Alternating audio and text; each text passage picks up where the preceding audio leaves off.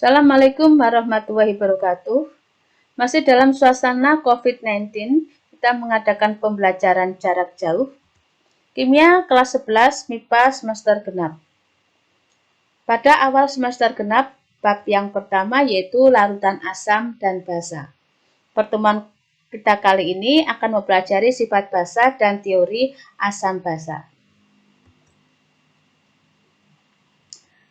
Larutan asam dan basa, subpokok bahasan yang akan kita pelajari antara lain sifat asam dan basa, teori asam basa, kesetimbangan ion dalam larutan asam basa, derajat keasaman, dan reaksi asam basa. Jadi pada pertemuan kita kali ini akan mempelajari sifat asam dan basa dan teori asam basa. Sifat asam dan basa. Untuk mengenal sifat asam dan basa, kita akan mengadakan percobaan dengan ada 11 larutan atau bahan yang akan kita coba, kemudian dengan menggunakan kertas lakmus merah dan lakmus biru. Ini lakmus merah dan lakmus biru. Kemudian sifat larutannya bagaimana? Asam, netral, atau basa. Kita perhatikan di sini yang pertama dengan air belimbing wuluh.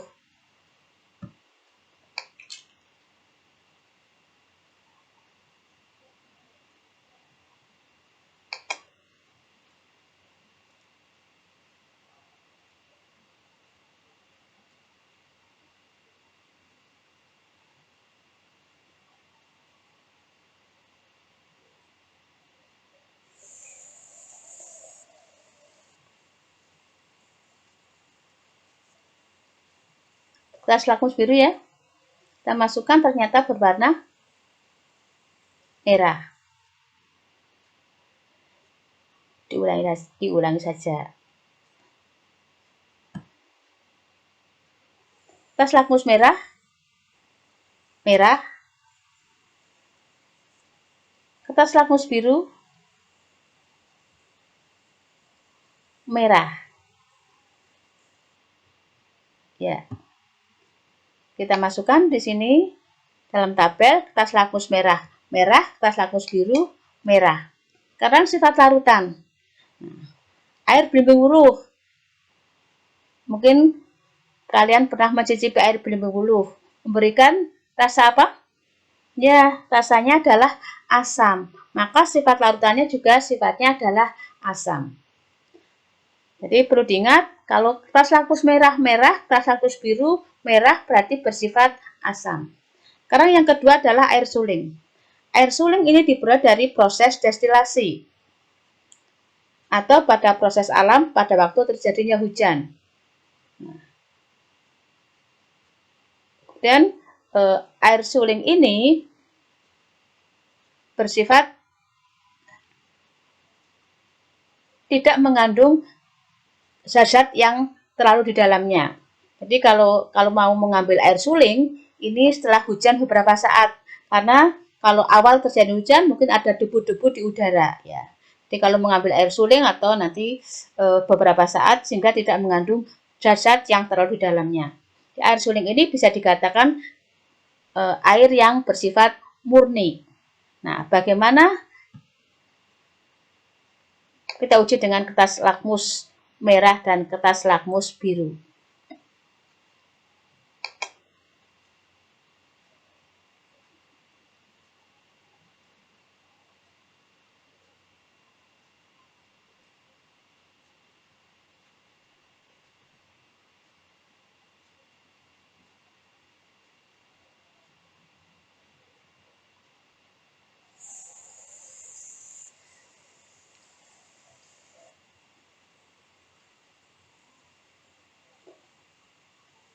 Kertas lakmus biru, biru. Ulangi saja.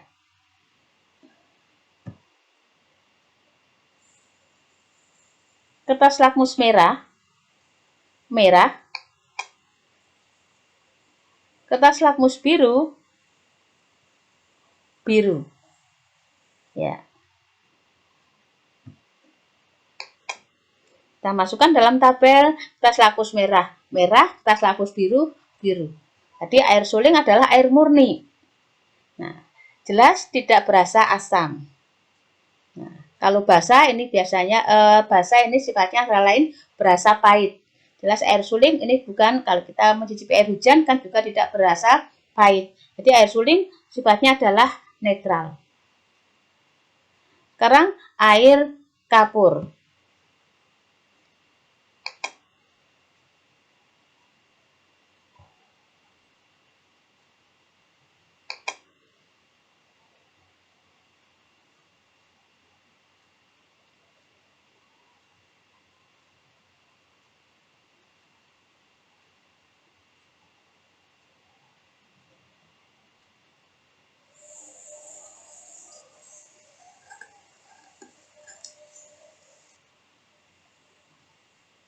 Tas lakmus biru, biru.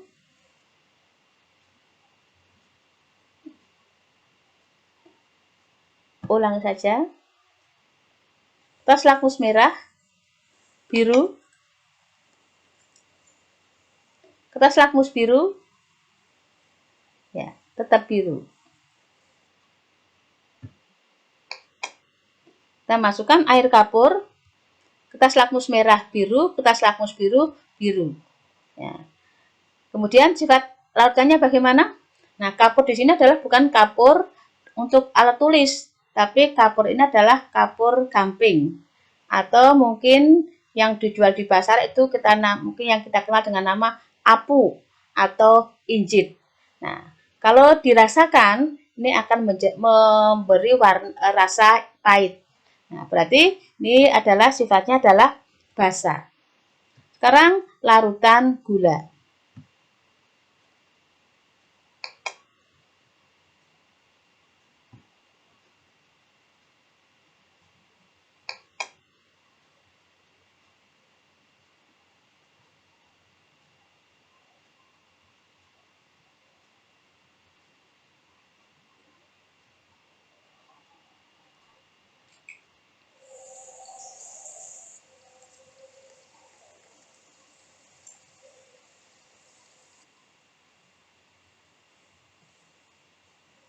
Lakmus biru, ya, ini biru. Ulangi lagi, karena yang keluar ini pasti yang di tengah. Kertas lakmus merah, merah.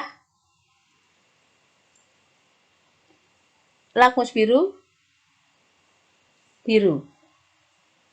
Ya, biru. Kita masukkan larutan gula, kertas lakmus merah, merah, lakmus biru, biru. Berarti sama seperti nomor 2 ya, air suling berarti bersifat netral. Sekarang larutan amonia.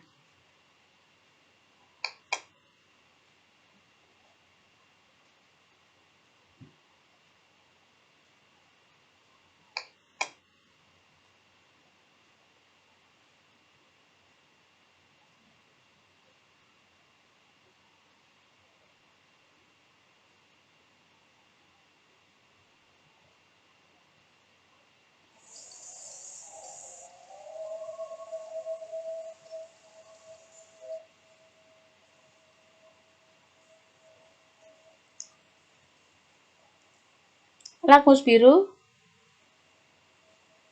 tetap biru.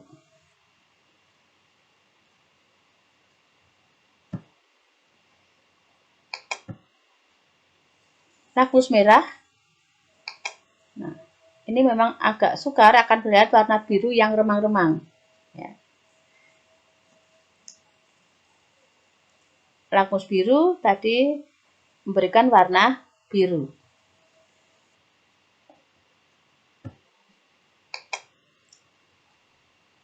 Larutan amonia tadi lakmus merah, biru, lakmus biru, biru. Walaupun tadi merah birunya remang-remang, beda dengan air kapur, birunya jelas.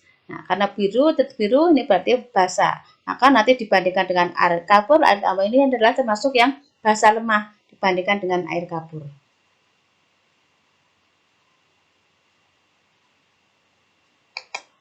Selanjutnya yaitu larutan cuka.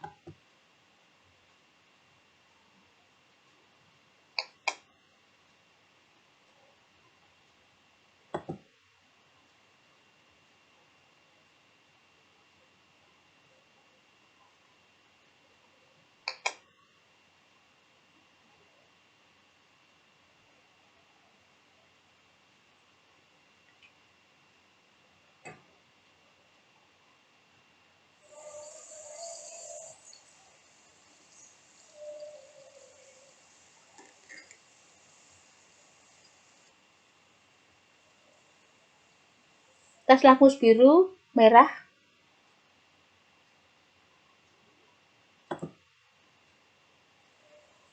Kita ulangi lagi, kertas lakmus merah, merah. Kertas lakmus biru, merah. Ya.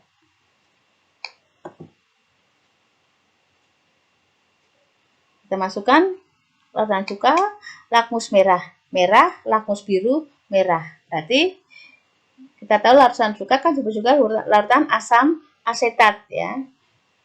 Berarti sifatnya adalah asam, rasanya juga sifat asam. Sekarang larutan asam klorida, sudah jelas asam klorida, berarti dia nanti akan bersifat asam. Ya.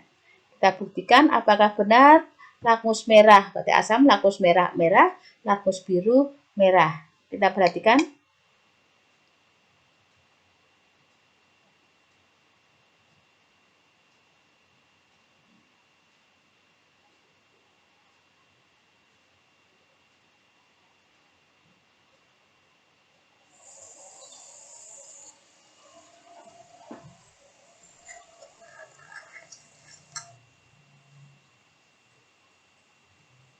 Lakmus biru, merah.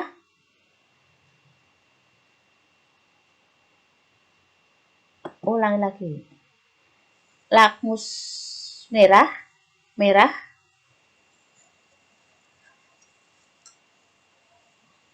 Lakmus biru, merah ya.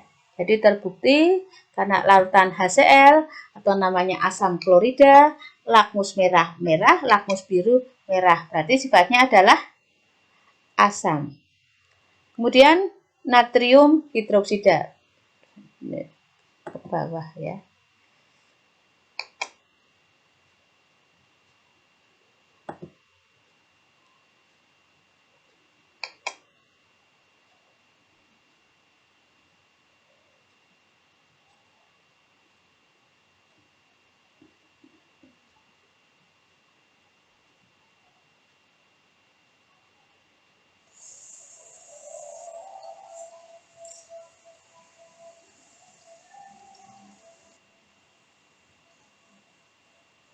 Lakmus biru, biru ya. Diulangi saja. Lakmus merah, biru. Lakmus biru, biru.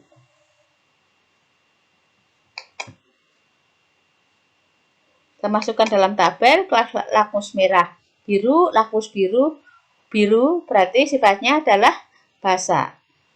Sekarang natrium klorida atau garam. Garam dapur ya.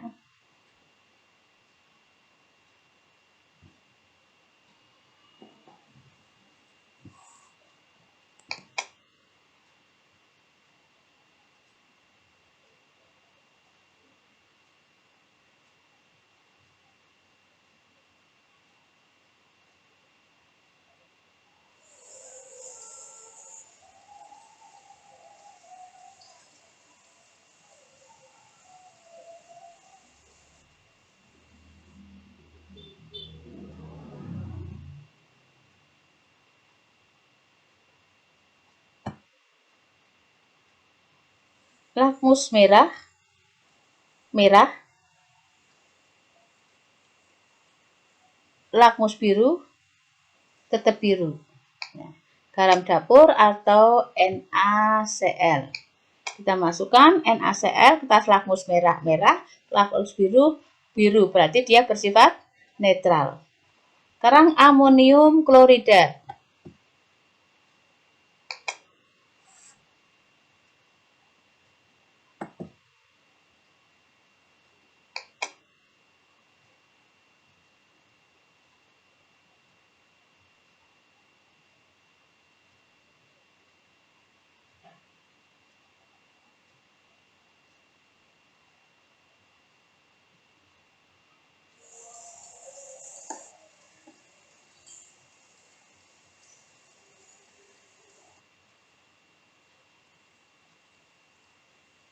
Lakmus biru, merah.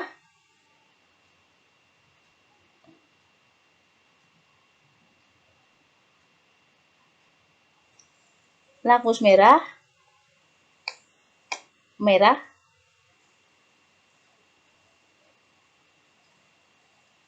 lakmus biru, merah. Ya. Berarti NH4Cl tadi apa? Amonium klorida, lakmus merah-merah, lakmus biru merah, berarti dia bersifat asam. Yang terakhir yaitu larutan natrium karbonat.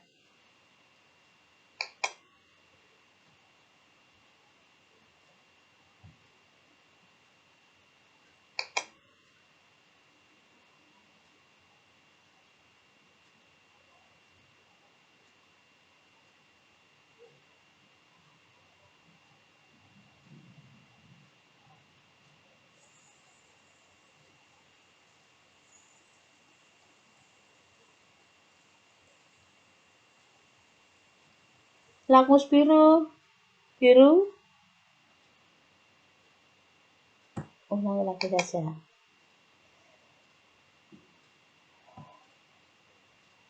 Lakmus merah, biru, lakmus biru, ya, tetap biru.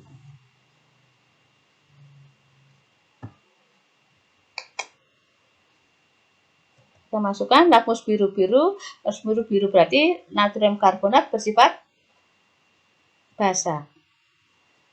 Jadi dari 11 ini ternyata dari larutan ini ada yang sifatnya asam, netral, dan basa.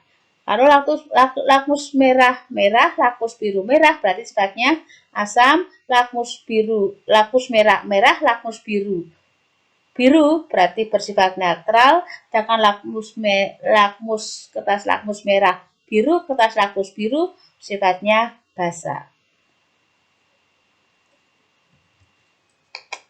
Dari percobaan yang sudah kita lakukan tadi, kita memperoleh kalau kertas lakmus merah, kertas lakmus biru, merah, berarti larutannya bersifat asam. Kertas lakmus merah, biru, kertas lakmus biru berarti bersifat basa. Kertas lakmus merah, kertas lakmus biru bersifat netral. Untuk mengingatkan saja, untuk diingat-ingat, asam merah, lakmus merah, lakmus biru, merah. Basa B, biru, lakmus merah, biru, lakmus biru. Netral, asam. Tadi apa? Lakmus merah, lakmus biru ya. Asam merah, basa biru. Ingatnya untuk diingat saja. Jadi asam dan basa kita simpulkan tadi kalau asam itu berarti cairannya berasa asam dan memerahkan kertas lakmus biru. Sedangkan basa cairannya berasa pahit dan dapat membirukan kertas lakmus merah. Sedangkan garam, nah tadi dari percobaan tadi diperoleh ada 3 garam yaitu NaCl, NH4 amonium klorida ya, NH4Cl dan Na2CO3 yang 3 terakhir. Itu ternyata ada garam yang bersifat netral seperti NaCl, ada garam yang bersifat asam seperti NH4Cl dan ada garam yang bersifat basa Na2CO3. Jadi garam ini tergantung dari asam dan basa pembentuknya. Nah, untuk garam nanti akan dibahas pada bab setelah larutan asam dan basa. Kita akan hanya mempelajari asam dan basa saja dulu. Larutan asam dan basa dapat diperoleh melalui reaksi antara senyawa oksida dengan air. Asam ini diperoleh dari oksida non-logam atau oksida asam.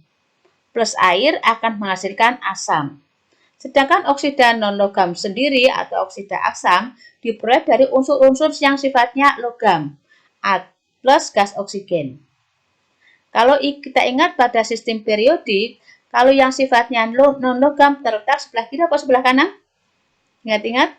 Ya, sebelah kanan. Terus sifat-sifatnya bersifat unsur non-logam. Setelah, nah yang diagonal itu adalah yang metaloid ya. Misalkan C golongan berapa? Golongan 4. Dengan oksigen akan menghasilkan CO2. Termasuk golongan di sebelah kanan ya. Namanya kita sudah tahu, karbon dioksida.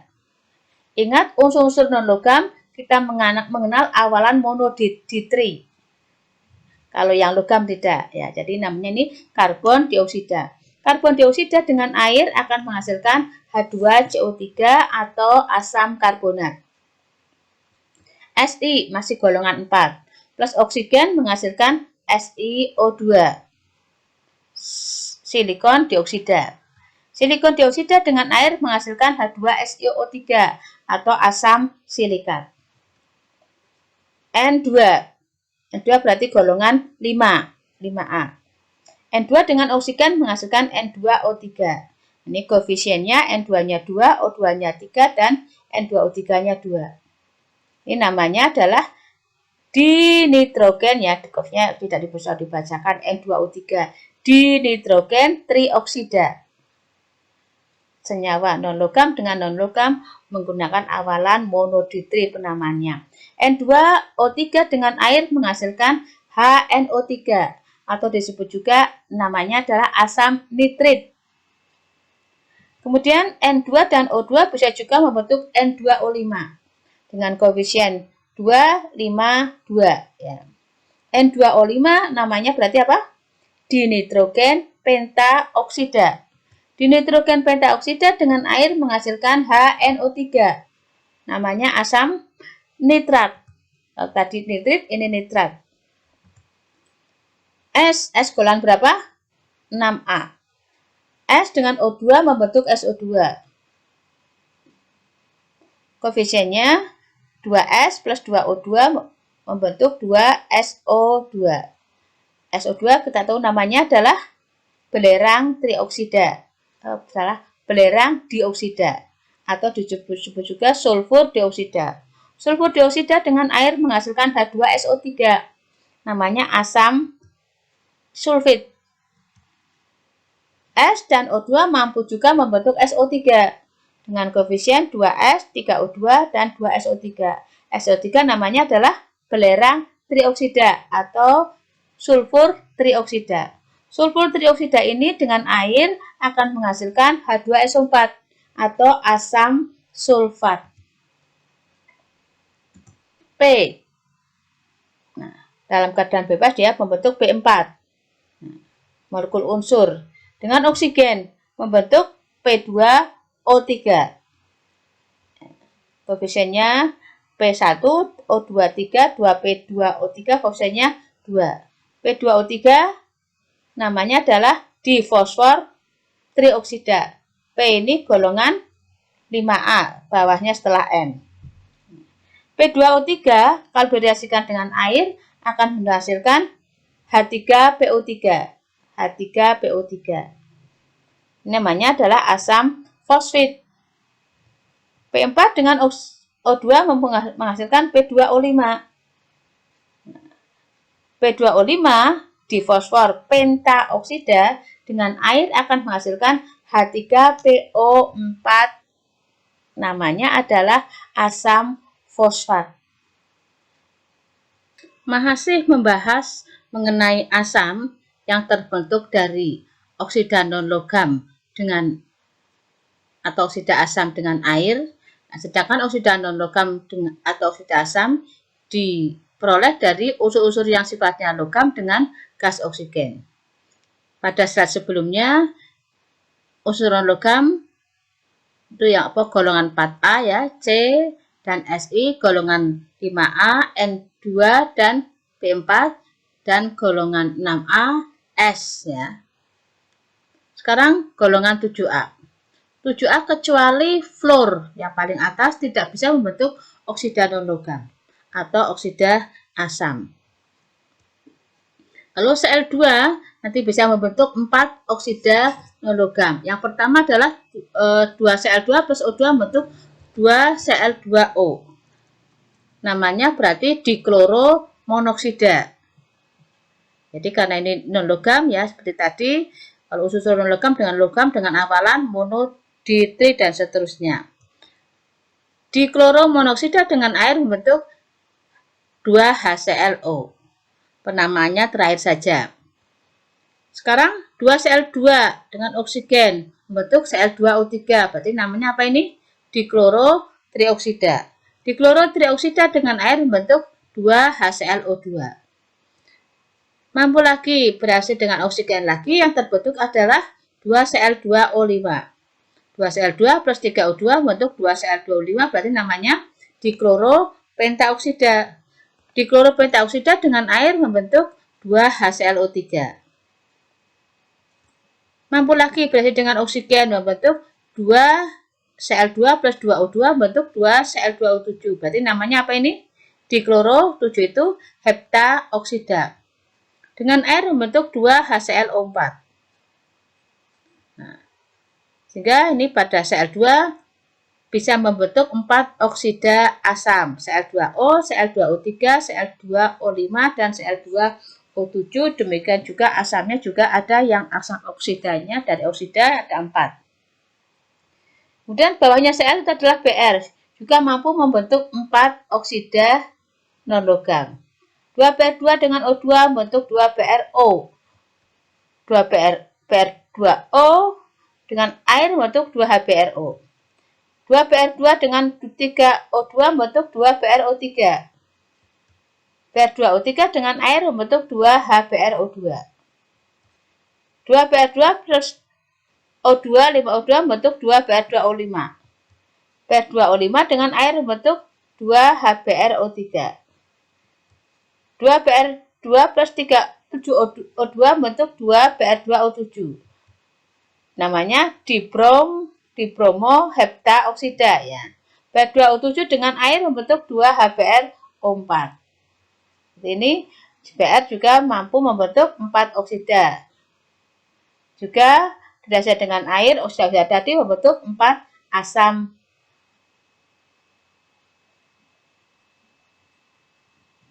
Kemudian yang I2. I2 juga bisa membentuk 4. Yang pertama adalah 2I2 plus O2 membentuk 2I2O. I2O dengan air akan bentuk 2HIO. I2 plus 3O2 membentuk 2I2O3. Namanya diiodotrioksida. Diiodotrioksida dengan air membentuk 2HiO2. 2I2 plus 5O2 membentuk 2I2O5. Berarti dibromo pentaoksida. Dibromo pentaoksida dengan air membentuk 2HiO3. Nah, karena statnya sudah habis, bisa juga membentuk berarti apa? 2I2 plus 7O2 membentuk 2I2O7. Berarti apa namanya? Diiodo heptaoksida. I2O7 dengan air bisa membentuk 2HiO4. Sekarang penamaannya. Ini kelas 10 sebenarnya pada waktu kita membahas bilansasi, nah, sudah tahu. Ya. HClO sudah. Namanya apa ini HClO? Pasti banyak yang lupa, banyak tidak tahu. Ini namanya adalah, nah, kalau O-nya 1 namanya asam hipoklorit. Kemudian, dan ini bilansasinya berarti berapa? Hanya positif 1, O-nya -2, Cl-nya positif 1. Kalau di sini hanya positif 1, O-nya -2 kali 2, -4, berarti Cl-nya positif 3. Namanya adalah asam, kalau tadi hipoklorit, namanya asam klorit. Hanya lagi, ini berarti Cl biasanya berapa? Positif 5. Namanya asam klorat. HClO4 berarti namanya asam perklorat. Demikian juga HBrO. HBrO namanya apa? Nah, seperti tadi ini. Ini kan O-nya 1. Namanya kalau Cl asam hipoklorit. Kalau Br berarti, nah, kloritnya ini diganti dengan Br, bromid. Jadi namanya berarti asam hipobromid. Bawahnya berarti namanya asam. Nah, seperti yang kedua ini. Klornya diganti brom, berarti asam bromid. Bawahnya lagi berarti namanya asam bromat. HBr4 berarti asam perbromat. HiO, HiO berarti namanya apa? Asam hipoiodid. HiO2 berarti asam iodid. HiO3 berarti asam iodat. Bawahnya lagi HiO4 berarti asam periodat. Ya, ingat-ingat.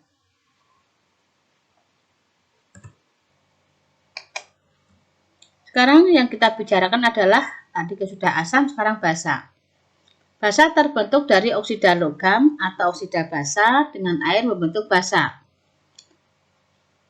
Sedangkan oksida logam atau oksida basa terbentuk dari logam dan gas oksigen.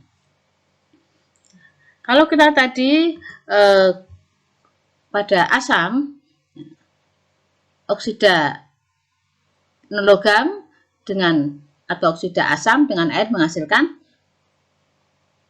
asam.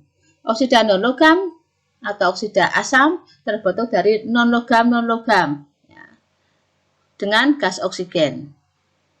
Sekarang kalau non-logam tadi terletak sebelah kanan ya, sebelah kanan. Sekarang kalau logam berarti terletak sebelah kiri dalam sistem periodik unsur-unsur. Ini dimulai dari golongan 1A yaitu Li. 4 Li dengan O2 akan membentuk 2 Li 2O. Penamaannya beda dengan yang unsur-unsur yang sifatnya non-logam. Kalau ini logam tidak mengenal awalan monoditri. Jadi bukan berarti Li2O namanya dilitium oksida, bukan. Cukup litium oksida. Golongan 1A mempunyai satu bilangan oksidasi, jadi cukup litium oksida. Kemudian Li2O dengan air membentuk LiOH, namanya litium hidroksida. Na, golongan 1A, 4Na plus O2 membentuk Na2O. Jadi Na bilangan oksidasinya positif 1 dan hanya satu, golongan 1A hanya mempunyai satu bilangan oksidasi, yaitu positif 1. Namanya berarti natrium oksida. Natrium oksida dengan air membentuk 2NaOH atau natrium hidroksida. Rb masih golongan 1A, 4Rb dengan O2 membentuk 2Rb2O. Berarti namanya rubidium oksida. Rubidium oksida dengan air membentuk RbOH. Namanya rubidium hidroksida. Sekarang golongan 2A. Ca plus O2 membentuk CaO. Kenapa tidak Ca2O? Karena Ca kan golongan 2A positif 2, O min 2. Sehingga, nah CaO. Namanya ya cukup kalsium oksida. Logam tidak mengenal awalan monoditri. Dan Ca golongan 2A. Sebenarnya golongan 2A mempunyai bilangan oksidasi positif 2. Hanya satu ya positif 2. CaO dengan air membentuk CaOH 2 kali. Berarti namanya kalsium hidroksida. Sr golongan 2A plus O2 terbentuk 2 SRO atau strontium oksida. Strontium dengan air membentuk SrOH 2 kali atau strontium hidroksida. Ba dengan oksigen membentuk 2Ba plus O2 membentuk 2BaO. Berarti namanya adalah barium oksida. Golongan berapa tadi? Masih golongan 2A ya. Maka BaO barium oksida dengan air menghasilkan BrOH 2 kali atau barium hidroksida. Sekarang golongan 3A. 3A berarti hanya mempunyai satu positif 3. 4Al plus 3O2 membentuk 2Al2O3. Al2O3 namanya berarti masih logam. Logam, nah, tidak mengenal awalan monoditri, jadi cukup aluminium oksida. Aluminium oksida dengan air menghasilkan aluminium hidroksida. Golongan 1A, 2A, 3A sekarang transisi. 4A kan sudah termasuk asam ya, oksida-oksida asam. Sekarang golongan transisi. 2Fe plus O2 membentuk 2FeO. FeO di sini berarti Fe bilangan oksigennya berapa? O kan min 2, Fe positif 2 berarti. Sehingga, nah karena transisi, kalau yang di atas tadi hanya satu bilangan oksidasinya. Golongan 1A hanya 1 positif 1, golongan 2A hanya 1 positif 2, Al hanya 1 positif 3. Nah, kalau Fe transisi mempunyai berapa bilangan oksidasi? Maka karena punya berapa oksidasi, bilangan oksidasinya disertakan. FeO tadi Fe adalah positif 2, sehingga namanya adalah besi 2 oksida. Besi 2 oksida, nah, nama lainnya adalah nanti Fe tadi dikenal karena punya beberapa bilangan oksidasi, dikenal ada positif 2 dan positif 3. Kalau yang rendah akhirannya O. Di Fe dari kata ferrum menjadi ferrooksida. Di besi 2 oksida atau ferrooksida. Ferrooksida dengan air membentuk FeOH 2 kali. Sehingga namanya adalah besi 2 hidroksida atau ferrohidroksida. Karena punya beberapa bilangan oksidasi, 4Fe plus 3O2 membentuk 2Fe2O3. Berapa sebenarnya Fe? Ya, ketemu pasti positif 3. Sehingga namanya besi 3 oksida. Nama lainnya berarti, nah, yang tinggi akhirannya I berarti namanya ferrioksida. Ferrioksida dengan air akan membentuk yang tinggi ya, jangan lupa ferrihidroksida atau besi 3 hidroksida. Contoh yang lain dari transisi adalah Cu. 4Cu plus O2 membentuk 2Cu2O. Berarti Cu bilangan oksidasinya berapa? Cu2O. O-nya min 2. Cu-nya berarti besi 2 dibagi 2. Berarti Cu-nya positif 1. Cu namanya adalah Indonesianya adalah tembaga. Bisa juga namanya tembaga 1 oksida. Tembaga 1 oksida dengan air akan bentuk CuOH. Jadi tembaga tadi mempunyai dua bilangan oksidasi, positif 1 dan positif 2. Karena positif 1 yang rendah diberi akhiran O. Sehingga di sini selain namanya tembaga 1 oksida bisa juga yang Cu2O ya, tembaga 1 oksida bisa juga namanya karena yang rendah namanya O ya, akhirannya dari bahasa sana Cu adalah kuprum menjadi kuprooksida. Bahasanya, jadi bisa juga namanya tembaga 1 hidroksida atau kuprohidroksida. 2Cu plus O2 membentuk 2CuO. Berarti Cu di sini bilangan oksidasinya positif 2. Sehingga namanya tembaga 2 oksida atau kuprioksida yang tinggi ya. Jadi bukan 2 akhirannya O, bukan. Jadi ini besi 2 akhirnya menjadi apa? Ini besi ini namanya ferro, ini menjadi kupro, bukan. Dilihat dari bilangan oksidasinya. Yang tinggi akhirannya O, yang rendah akhirannya O, yang tinggi akhirannya I. Berarti namanya ini namanya kuprioksida. Kuprioksida dengan air menghasilkan CuOH 2 kali atau kuprihidroksida atau tembaga 2 hidroksida.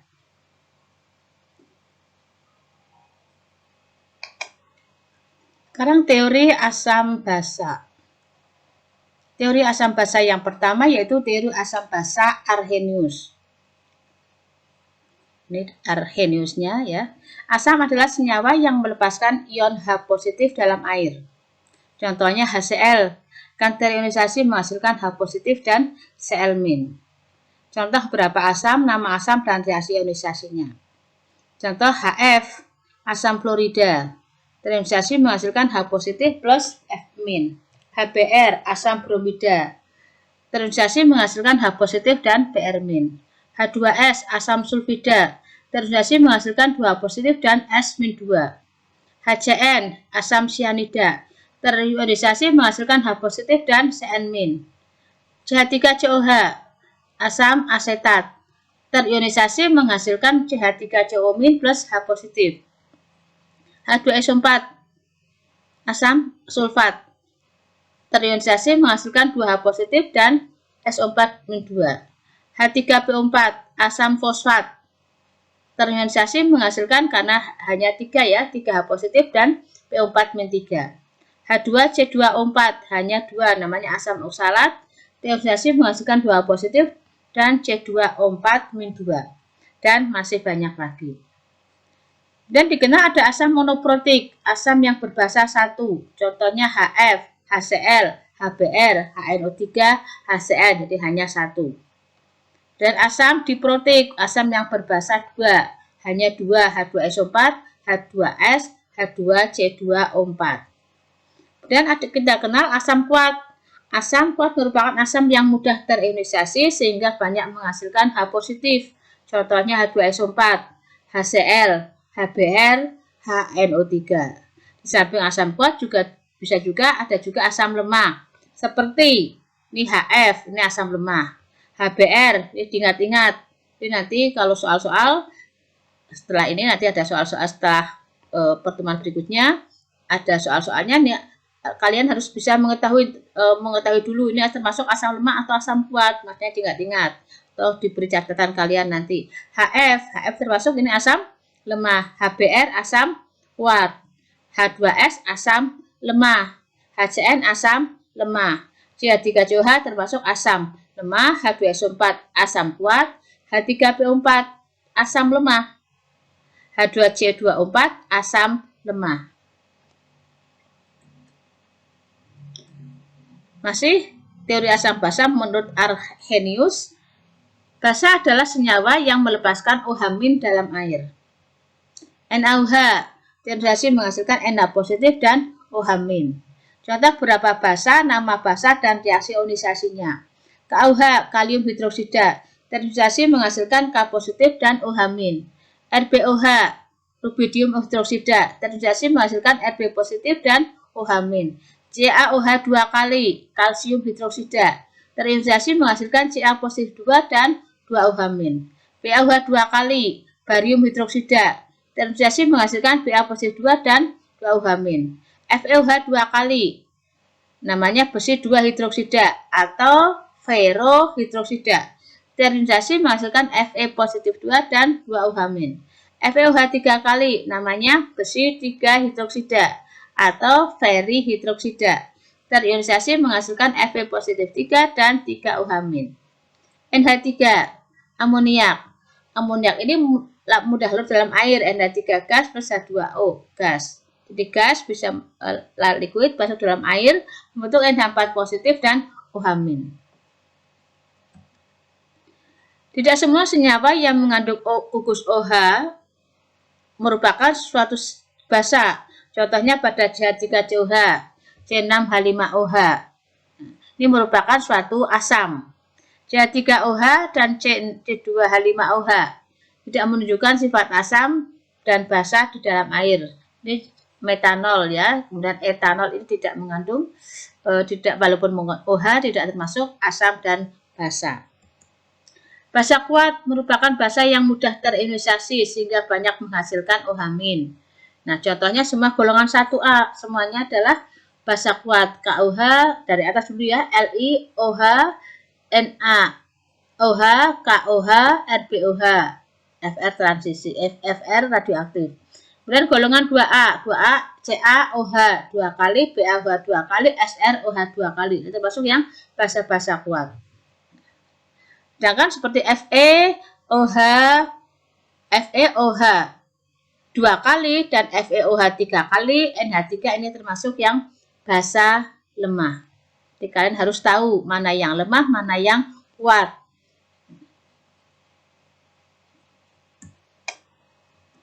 Sekarang yang kedua, teori asam basa menurut Bronsted-Lowry. Menurut Bronsted-Lowry, asam adalah senyawa yang dapat memberi kepada basa atau proton donor.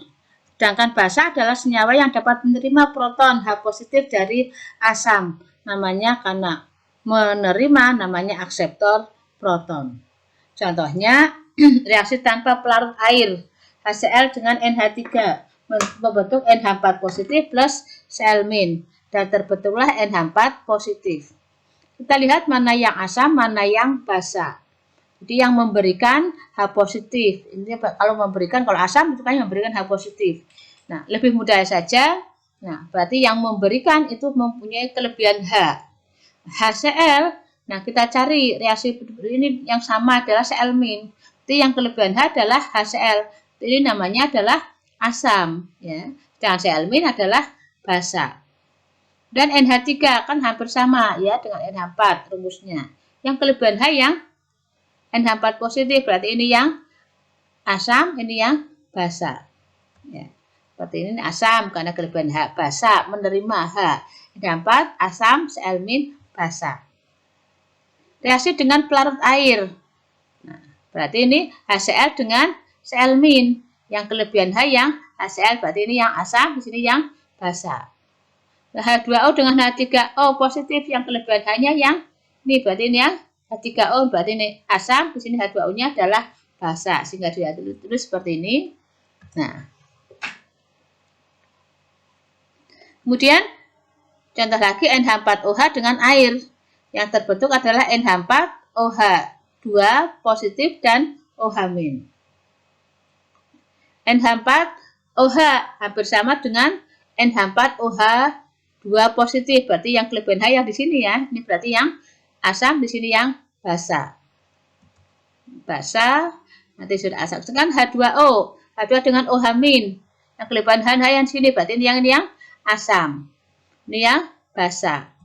Asam 1, NH4OH tadi asam 2, OH- basa 2. Kalau kita perhatikan pada reaksi dengan pelarut air, ini H2O-nya yang bersifat basa dan H2O-nya yang bersifat asam. Maka H2O ini disebut juga dengan amfoter. Sekarang pasangan asam basa konjugasi. Contohnya di sini adalah HCl plus H2O. Membentuk H3O positif dan Cl-. Mana yang asam, mana yang basa?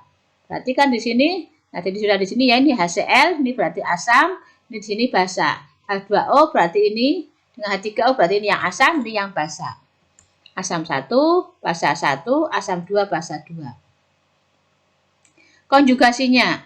Konjugasinya berarti antara asam 1 dengan basa 2. Atau basa 1 dengan asam 2. Jadi ini pasang asam kosong konjugasi adalah HCl dengan Cl- dan H3O dengan H3O positif. Nah. Sekarang teori asam basa yang ketiga yaitu teori asam basa menurut Lewis. Ada beberapa reaksi yang tidak dapat dijelaskan dengan kedua teori sebelumnya. Misalnya pada reaksi NH3 plus BF3 membentuk H3N BF3. Kita ingat pada waktu kelas 10 NH3 adalah termasuk ikatan kovalen ya. Gambar ikatan kovalennya bagaimana? N mempunyai nomor atom 7, berarti elektron valen konfigurasinya 25. Sehingga elektron valensinya 5. Gambarkan di sini berarti mempunyai 5 elektron valensi. 1, 2, 3, 4, 5.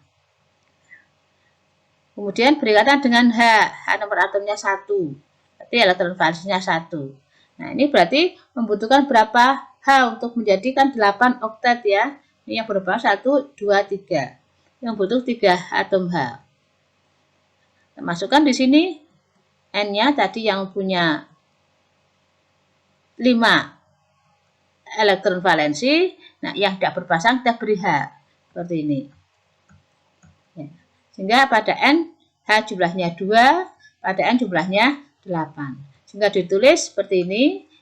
Yang berpasangan ditulis dengan 1 garis. Sehingga di sini ada pasangan elektron bebas. Rumus molekulnya NH3. Ya. Sekarang pada BF3, B mempunyai 5 nomor atom. Ya, konfigurasinya 25. Elektron valensinya 5.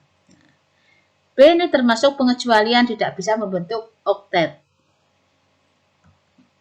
B Ini 5, jadi nomor elektron hanya 3, jadi ini 3, ya, 3, nanti F-nya.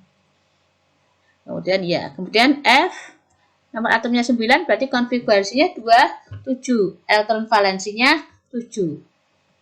F, 7, 1, 2, 3, 4, 5, 6, 7. Sehingga mempunyai 1 elektron bebas.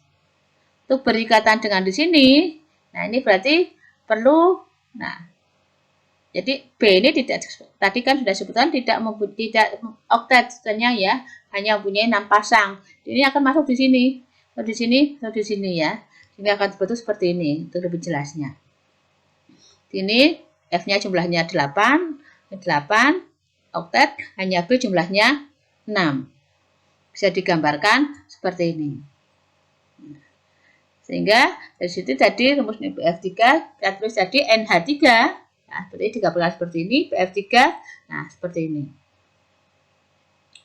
Kemudian nah, yang disebut dengan basa ini akan memberikan pasangan elektron bebas. Sedangkan asam menerima pasangan elektron bebas. Basa yang dapat memberikan pasangan, jadi ini pasangan basanya diberikan pada B. Sehingga akan bentuk seperti ini. Maka nanti B jumlahnya juga 8, N juga 8. Nah, basa senyawa yang dapat memberikan pasangan elektron, dan asam adalah senyawa yang dapat memberikan pasangan elektron. Itu antara lain teori asam basa Lewis. Dari sini berarti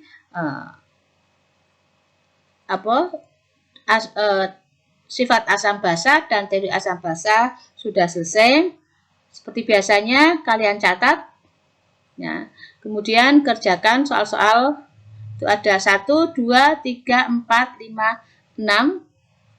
Kerjakan, kemudian difoto dan dikirim. Ya, saya kira cukup pertemuan kita kali ini. 1. Indonesia, kita lawan COVID-19 dengan study at home. Jangan lupa subscribe. Terima kasih. Wassalamualaikum warahmatullahi wabarakatuh.